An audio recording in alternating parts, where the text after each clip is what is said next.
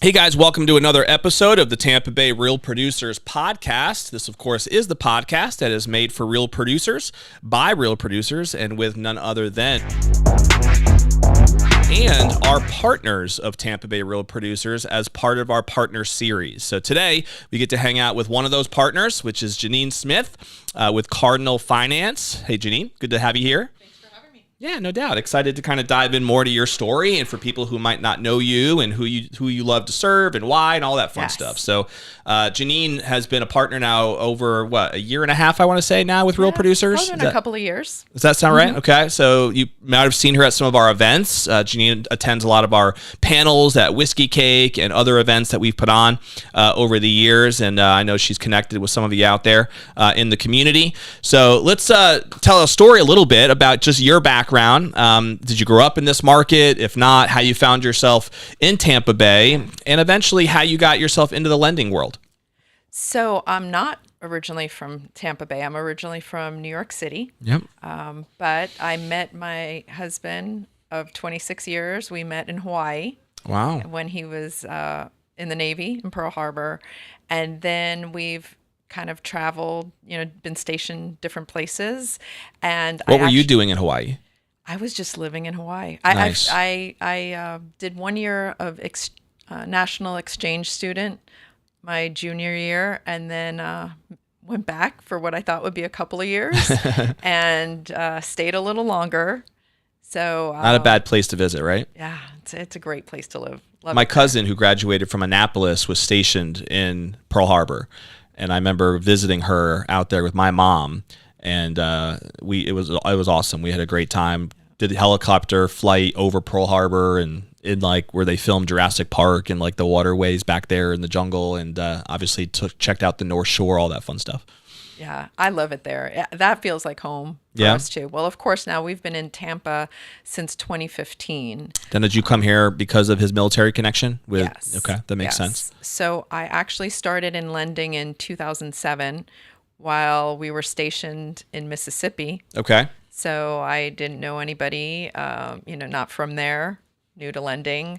And then I'd had to, with each move, reestablish myself, Sure. time and time again. And so when we moved here in 2015, I was like, that's it. This is where we're staying. This was our choice. This is where we wanted to retire from. So Is he still serving or is he retired now? No, he's retired. He is retired now, yeah. In 2018. He retired. He retired, and you guys decided to stick with Tampa Bay as home, huh? This is home. This is forever home. What was it about lending that got you interested in 2007? Gosh, it was kind of crazy. I fell into it by mistake. I actually started working with the person that did our loan for our house in Mississippi, and she found out I was getting out of school. I did my master's in marketing and finance, and she's like, you should just come work for us. And just kind of Were you looking for a job at the time? Not quite at the time. I had very young children, so Yeah. I had just come off of going to school, raising, my youngest was 3 at the time, but I remember I kind of edged into it, did some part-time work. I was like, I'm not sure about this.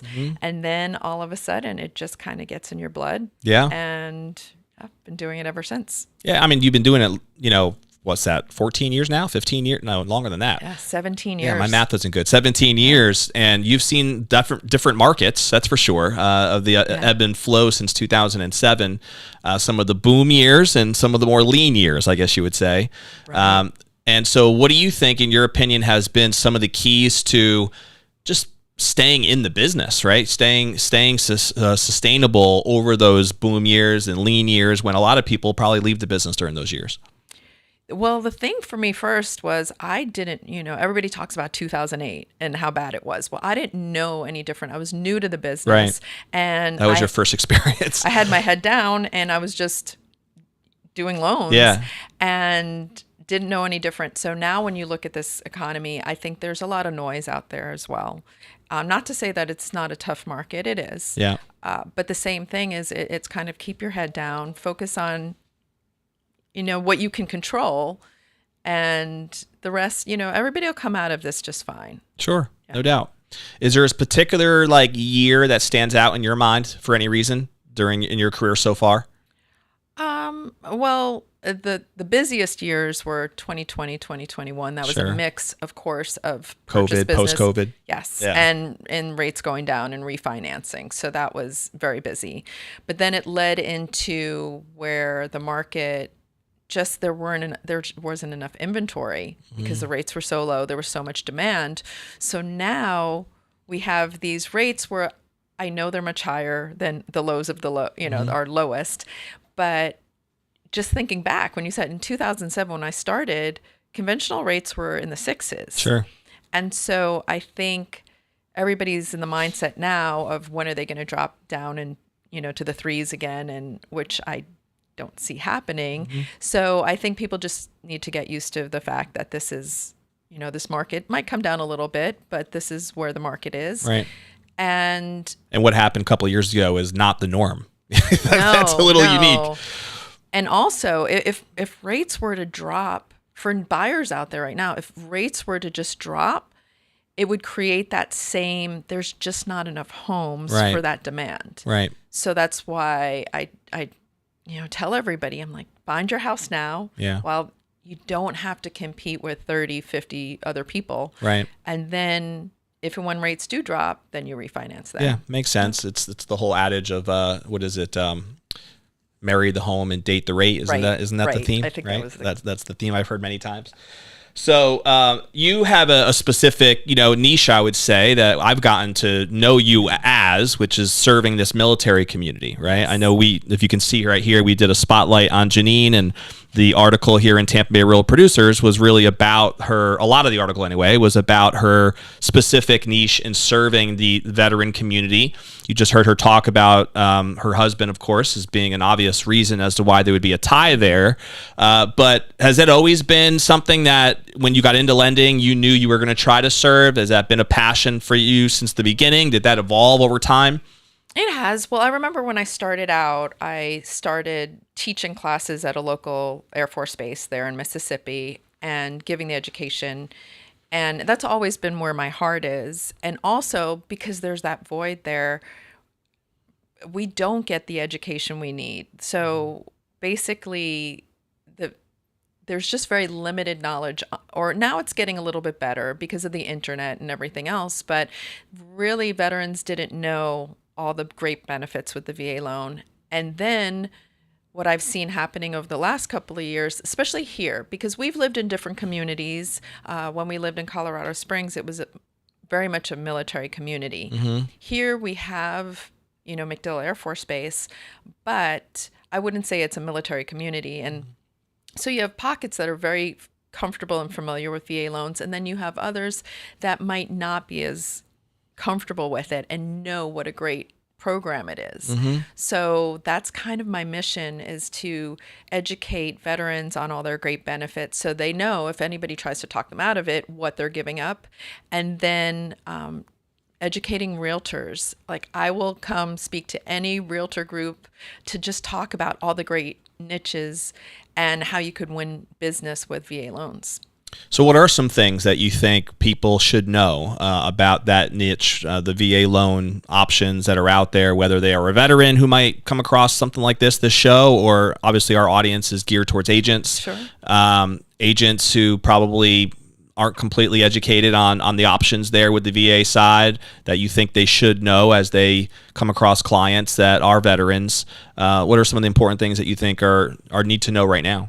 Okay, first of all, there's a lot of myths out there that the VA loan's a harder loan Yeah. to do, and it's not. I've heard that. Yeah. Yes, it's actually it's the easier loan program out of all of them. It has very lenient when you talk about credit guidelines to them. There is no minimum credit score. There's no maximum debt to income. And in terms of bankruptcies, foreclosures, it has the most lenient, I would say, seasoning requirements. So I think what happens is there was the VA loan from, let's say, 20 years ago. That might have been a harder loan to get through. And there's been so many changes. And then I think a lot of the other things come with the appraisals. And from me, because I do all different loans, like I specialize in VA, I'm passionate about VA, but I I want to say VA is about 50 to 60% of my business. Okay. So when I compare them side by side, actually, I see VA loans, they actually come in at value or higher more than conventional loans. But I think there's that myth out there that the VA loans don't appraise as high. Yeah. When it's the opposite. It's interesting. Why do you think that is? Where did this, you mentioned a couple, maybe it goes back 20, 30 years, but so just the fact that the VA process maybe has changed and it's gotten easier over time. Is that what you think has caused the myths? I think so. I mean, there was definitely a stigma back decades ago. And I know because I go to the annual VA Lenders Conference that they're working very hard to make it more accessible and to basically, I know their stat was something like 92% in 2022, the appraisals came in at or above value. And that was higher than conventional loans. And I see that every day in my own business where the conventional loans, they basically, due to the government changes, they were pushed through quickly. They kind of come in and out. Whereas with the VA, there's hard stops in place. If the appraiser doesn't think it's going to come in at value, they'll actually go back to the listing agent and ask for comparables. I mean, conventional doesn't do that. Yeah. And then we can also, if for any reason we disagree with the appraiser, we can do a reconsideration of value. But an interesting stat we found out this past year was only 0.5% of appraisals that come in under are even submitted for a reconsideration of value. So this might go back to... Is that where the agent comes in? I think it comes where the lender comes in. Yeah. So if there are a lot of online lenders doing VA loans that don't put in the necessary due diligence on the loans, it can absolutely impact the veteran and the stigma around VA loans. Which is good for agents to know, though, too, so that if for some reason they have a one that does not get accepted, they might be able to encourage, right, that lender to try again or work with somebody else, right, who actually has the willingness to be able to do that due diligence, right? Absolutely. Yeah, so that makes a lot of sense. You mentioned that about 50 to 60% of your business is on the VA side right now. Are there other product lines too, Jeannine, that you just feel like are unique, that you love, that you offer a lot that might be different than the traditional lender out there? Well, of course, I do conventional FHA, all the mainstream loans, but there's a lot of what we call the non-QM loans these days, the bank statement loans, no income doc loans. Those basically, those are niche loans that we specialize in as well. You do. Now, is that just within Cardinal Finance, or do you have, like, with your arrangement with Cardinal, are all the loans that you do in-house to Cardinal, or do you also have the ability to get loans elsewhere? Sure, we can broker as well. You can. So you do either one. Are most of your deals, though, in-house with Cardinal Finance? Typically. They are. Okay. Makes sense. And you mentioned earlier that you love to educate agents and you get to go out. How often do you get to do that? I try to do at least monthly. Okay. Get it. Usually, I would do you hook up with brokers' offices for that mostly? So I've worked with a number of title offices, and we'll set up lunch and learns or do things like that. I'm happy. I'd love to. Any broker office wants to learn a little bit more. Yeah. And I just try to get in and educate as many people as I can. Yeah, no, it's a great way, I would think, to just kind of get your brand out there too, and educate, and that's especially if you have that passion to be able to share the knowledge, which there's always a lot to learn, and that's always a changing industry too, I would imagine, right? What are some things that you feel like you have to do to stay in the know of all the changes and everything that's happening in the lending world? Oh gosh, there's, obviously we get updates weekly. So when realtors come to us, they're like, we don't know that. I'm like, it's a full-time job, just keeping up with all the changes in our industry. And then of course, going to annual conferences to learn all the updates, what they're changing, especially with VA. And then part of organizations nationally that we help each other with education and one-offs and things like that. Yeah, I mean, it is a full-time career, obviously, for someone to really figure it out. And sometimes I talk to agents who, like, I don't know if the right word is don't respect the hustle when it comes to the lending side. They almost just feel like it's naturally just falls into place, I guess, rather than the amount of effort it really takes to really know how to customize the solution, Oh, yes. for somebody, because every buyer is different, just like as an agent, right? Like it's the same model where you really have to be a consultant and figure out what they really need to get it done. And in the finance world, there's all different types of product lines out there that you have to kind of match them up with, right? Yeah. And find the right fit.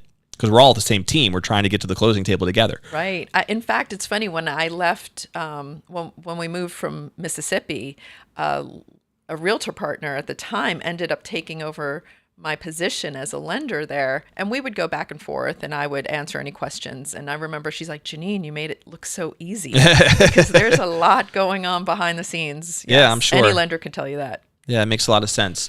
In your experience in doing these classes and teaching agents as you have you noticed any differences or distinctions between, like, obviously with real producers, we try to focus a lot of our magazine on real producers, right? The top 500, what they volume based and what they do. Most of the agents, though, in Tampa Bay aren't technically real producers, right? There's 17,000 agents out there that are licensed, or that at least did one deal last year, is what I always say at our panels every month. And so in your opinion and experience, what are some, if any, like distinctions between what you would consider a real producer and maybe a non-real producer, or a traditional agent, in terms of like your role, like, and things that you've seen as best practices maybe that certain agents do that you really think helps the process, versus maybe some things that you've noticed that don't help the process, maybe even hurt the process? Anything come to mind? Well, I would say being proactive is definitely one thing. And then and I, to your point, a lot of real producers, they don't talk about, okay, what's the best rate, or that type of thing, because there's so much that goes into that. Yeah. And I see that a lot lately, because of course it's this market, the rates have gone up. Everybody's very sensitive to it. But I think there are a lot of lenders that are quoting lower rates, but they're charging, I know you're a little bit more familiar with it, origination points, Sure. discount points. So, because if you're a new buyer, all of this is new to you. Yeah. So you compare rates, but they might not necessarily be comparing closing costs. Totally. Where they might. You can always buy down the rate, Yes. but you're going to pay for that. Yeah. So, and they could be paying, up to $10,000 more, especially if we feel that rates may be coming down in the next year or so.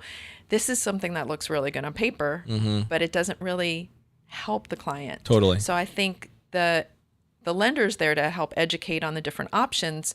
So if you have a new agent that is just focused on what's the best rate out there, they might actually be hindering the process.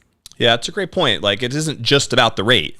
That's always the common go-to in your world, I imagine. And obviously for a lot of agents out there who really take the time to learn your business, because they are an integral part of that whole process, I think it's important for them to realize there is more to that conversation than just the rate. And it really should be viewed as a consultant approach, so that you can find the best solution, right, for your client, and work together that way. So I think that's cool.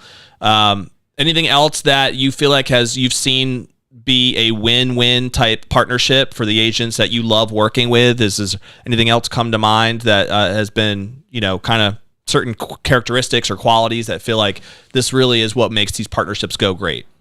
I think I love when I'm working with agents on the same level of tenacity to get it done. Because believe me, back in 2021, 2022, to win offers over 30 other offers, you have to be pretty tenacious out there. Yeah. And I think that helps. And a lot of the times what happens with what I like to do when I partner up is I stay in my lane. So the realtor is the one that's out there negotiating everything. But when it comes to the time that the offer comes in or goes in, I like to follow up and have a conversation. And at that point, because I do all the homework ahead of time, have everybody lined up, pre-approved, fully approved, all documentation, that it's an easy conversation to let them know that they have a great buyer. And then at that time, especially with VA offers, if they have any hesitancy, that I'm right here, and I get one or two answers. They're like, oh no, Jeannine, we're very comfortable. We love the VA loan. Or that's when they'll come out and they'll ask the question. So I feel having that conversation up front kind of arms them with anything that they need to share with their sellers. And they know that's the thing. When you're selling your home, you just want to know that the communication is there, and they're going to close. Right. They're going to close the deal.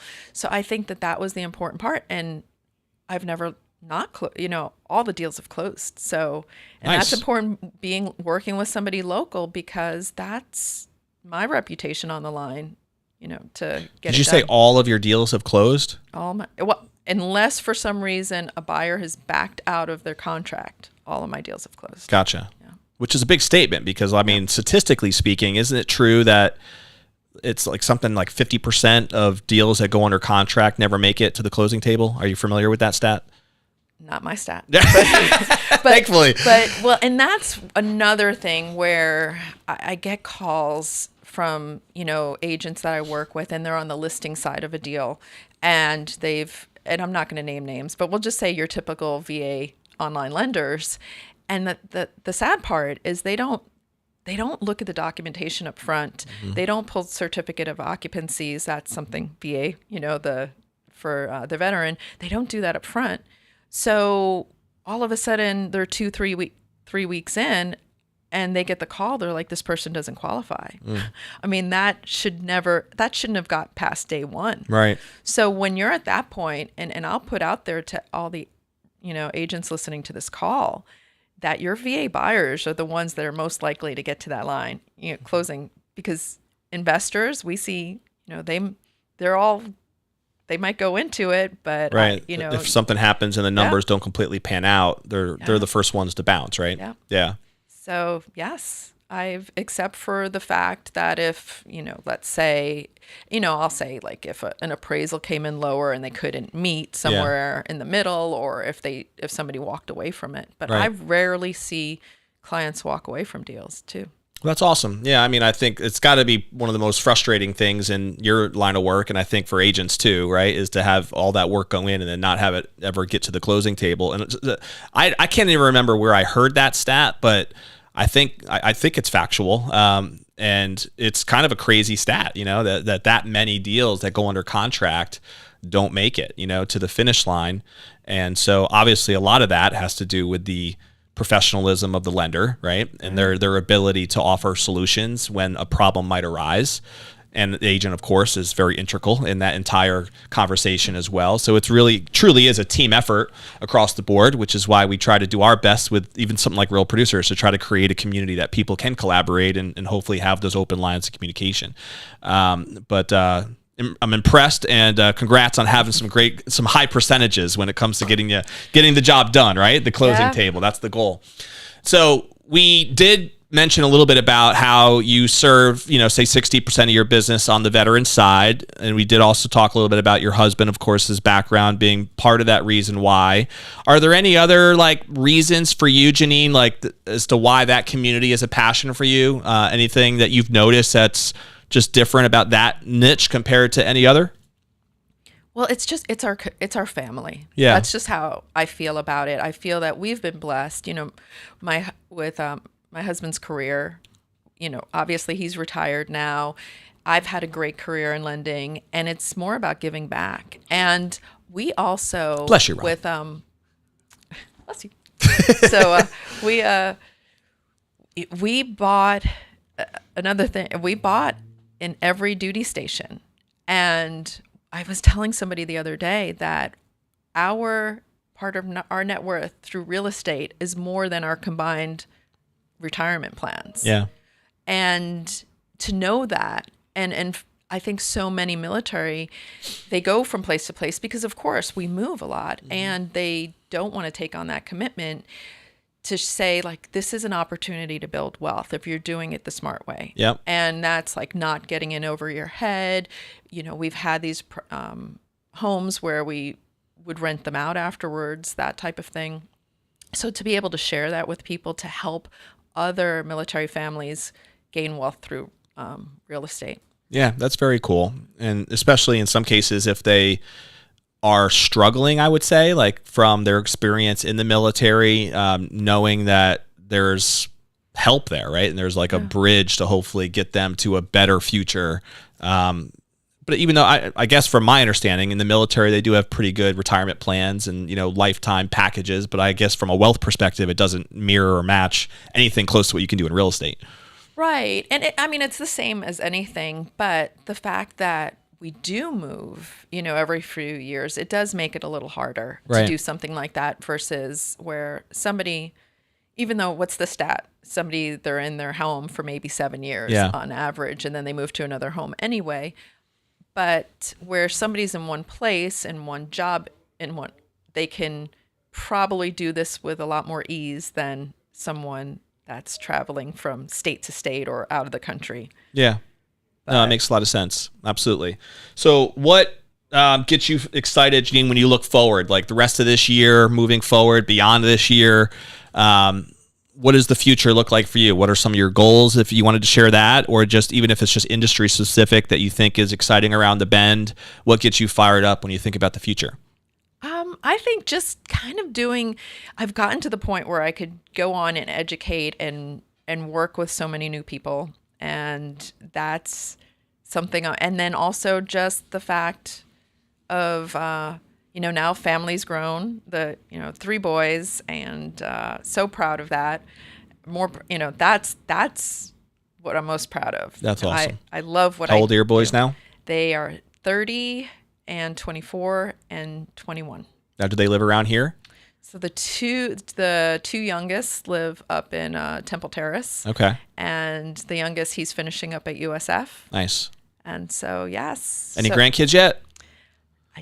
I don't know. We'll have to see. Are they married? Any of the 3? Yes. Okay. Our oldest just got married this last June. Congratulations. That's exciting. No grandchildren yet. Not yet, but who knows? Maybe you get some news after this podcast for all we know, right? That would be exciting. So I was going to transition there anyway, and you brought up your family. For people who don't know you as well yet on the personal side. So you've been married now how long? So 26 years. 26 years, 3 boys. That must have a lot of testosterone in that household, huh? Growing up. Only girl. Well, now I have my our daughter-in-law, so another girl in the family. There you go. Yeah, that was a welcomed addition. Yes. I would take it to the community. Maybe grandchildren in the future, but who knows? But what are some things that you remember? Who knows? We'll see. What are some things that you guys just love to do for fun? Like, what are some of your hobbies, interests? What are you passionate about? Well, we love to travel. We just recently got our 5th wheel, so like to take that around. Do a lot of road trips, huh? Well, that we plan on it in the years ahead. Nice. Just seeing new places, food, wine. Do you have a favorite place to travel? Is there one spot comes to mind? Gosh, Hawaii. We're always, I feel like we go home every couple of years. So that's a big place for us. But, always Honolulu or any particular island? Well, we lived on Oahu. Yeah. A number of friends on Oahu. So we'll go back there, and then we'll usually kind of pepper that in with like a few days on a different island. I've never been to the Big Island. I've heard it's beautiful. Nice. But I've never been. I've been to Maui and then Oahu. Those are the only 2 actually that I've been to Hawaii twice, and just those 2 islands. But I would like to check out the Big Island though, for sure. I've heard it's one of the few places where you have like every type of weather, I believe, right? Except for one climate, they're all there. They're all housed there, which is kind of neat. Each island is so different. Yeah. And they're all beautiful. You've been to them all? I've been to the main ones, not the I haven't been to Molokai. I shouldn't say that. Okay. But yes, they're just all beautiful, and it's fun going out there. But there's just so many places we haven't been that. There is, yeah. I'm a big fan of travel too. It's just where's the time? If you can just make more time, right? Yes. Do you have an intent or a plan of wanting to retire from the finance business at any point, or is it just something you think you'll do for many years to come? I can't see myself retiring because I said it just kind of gets in your blood, and just people call. And that's the great thing, that I'll have clients that we worked years ago, and they'll just call me out of the blue, or and I'm starting to help their children find homes. So that's cool. But I feel, and looking to partner with other people, so that way I can I do it all. You don't have a team of LOs that work with you now, or am I wrong about that? I have like loan officer partners, You do? but Okay. the goal would be to partner up so that way we'd have a bigger team I gotcha. to help. Very cool. So a couple of rapid fire questions. You ready? Okay. You had time to Alrighty. think about it by now. Oh. So these are the ones that get to know you a little bit more too. Do you have a favorite book or author or seminar even that you feel like has made a big impact on you personally or professionally? We've talked about this before. Miracle Morning. Hal Elrod, So yes. yeah, that's your good friend. He's a friend of Good mine, friend yeah. of yours. So that has made a huge difference in my life. And if anybody doesn't know about the Miracle Morning, it's basically starting off your day, and you started off with, just reading like about Yeah. 10 minutes a day. The savers or, you know, practice. yeah, some, reading, and then gratitude, which I think is super important, because what do they say that you can't be if you're Yeah. if you're thankful, You can't be grateful and fearful at the same time. At the same time. Yeah. And then either meditation or prayer. I pray. Mm-hmm. I pray over the day. I pray over everybody I work with. Mm-hmm. And so and family, and it just starts out the day Yep. a different way, because I notice it when I don't do it. I can notice the difference. Yep, here. I can definitely agree to that. I've been committed to that practice for years now, and it's definitely made a huge impact. And same thing, sometimes mornings get hectic and you just kind of have to cut it short, or you don't even get a chance to do the full thing, and you can feel the difference for sure. So shout out to my boy, Hal Elrod. You're the man. He lives in Austin, Texas. We're actually part of a mastermind together called Front Row Dads. Where we grab a call once a month, and not just me and Hal, but this organization. Right. And Hal has been very influential in that group as well, called Front Row Dads. So he's a very talented guy, and if you don't know his stuff, you can check it out online. He's all over the place now. Miracle Morning for sure. So that's awesome. Do you have a favorite movie or TV show? We don't watch too much. We just finished The Bear. Oh, you watch that? I haven't. Okay, No. that's it. Is that Netflix? Yeah. I don't even know. I'm not in charge of All this. these streaming services are one and the my same husband nowadays. will tell you, like he sets up the TV and we just watch it, or he's the one that travel. I'm busy, working, and Right. so he'll like plan things, and it's a big joke. I'm like that meme that you just show up the airport and like, where are we going? That type of thing. So we don't watch too much, but when we do, it's our son Ryan that will kind of tell us what to watch, like Succession. He's like, you got to watch this. Yes. So, He'll keep you up to date on the trendy stuff. exactly. I gotcha. Yeah. Do you have a favorite food? I just love food. Period, huh? Yeah. Who doesn't? Yeah. Tampa has a lot of options too, which is do. nice. Makes sense. So one of my questions that we'll put a bow on our episode here with has to do with legacy. And it's interesting that you're here today, because many of us might have just seen that we had Kristen Comstock here before you. And Kristen is also a Marine. She said, once a Marine, always a Marine, right? So she is a Marine. And so I wasn't planning necessarily on having a Veterans Day special today, but with your services, it seems like it flowed well today. But Kristen's group is called Legacy Home Group. And I always find it fascinating to think about like what we want to be remembered for, right? When that time does come where you are not maybe working as intently as you are now, and you're thinking about your legacy and what you would want to be most remembered for. What are some thoughts that come to mind for you that would matter most to you? Helping others. And of course it's twofold. So work, just being able to help, not just the military community, but help the buyers out there achieve. It's a major milestone, and I get excited. I'm heading to a closing in just a little bit after this, and that's where I gain it. I don't get. That's still the special moment, huh? That is, or when people say something or send me a text, that means more than any President's Club award that I've ever gotten. It's just so doing that, but then what I also been blessed to do, working, is giving back to the community. And we sponsor Canine Partners for Patriots. Mm-hmm. They basically award service dogs to veterans with PTSD, TBI, That's cool. and things That's like awesome. that. So when we first started doing that 5 years ago and met the veteran, and seeing how it changed his life. And so, and you can't put a dollar on that. Yeah, for sure. So I think we might have talked about that in the article, did we not? oh, I think we might have. Yeah. And then, there's local, the Bautista Project here in Tampa is doing so much for the homeless community. And it's just being able to give back. And we might not see the seeds. Is that with Marla Bautista? Yes. She's actually in the audience. Is she? Yeah. Okay, She's watching it right now. Hi, Marla. I'm Hey, giving you Marla. a shout out. Shout out. But oh my gosh, such an amazing family and what they're doing in this community. And so I think a lot of what we put out there, we're not going to see, but just knowing that we're planting the seeds Absolutely. and helping others. Yeah. That's cool. And I can tell the genuineness that you have as you talk about it, right? The emotion is there.